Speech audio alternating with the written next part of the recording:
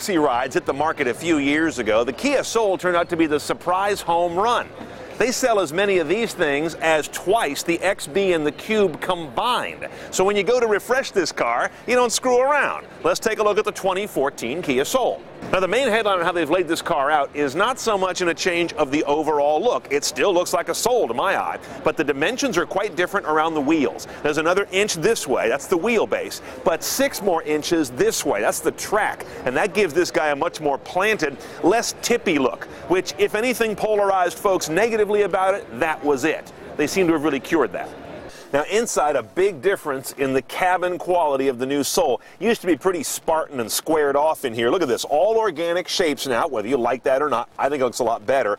Lots of soft materials with a better kind of a quality to them and a completely different look, dominated by this big boy, an optional 8-inch LCD. In here you can have Yuvo e-Services. That's their connected platform that, among other things, lets you flick through things like a smartphone and kind of toss the screen up and down, as opposed to those clunky page up, page down interfaces you normally see in cars.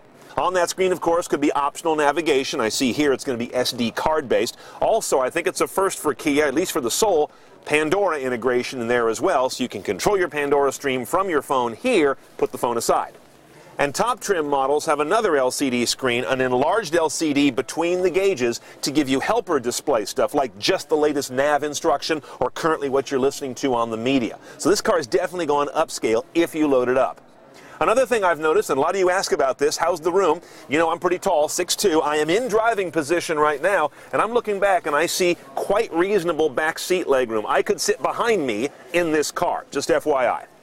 They also have put a bigger hatchback here, which was another gripe about the Soul. Now you can get into what space it has more readily. That goes with that additionally spacious back seat.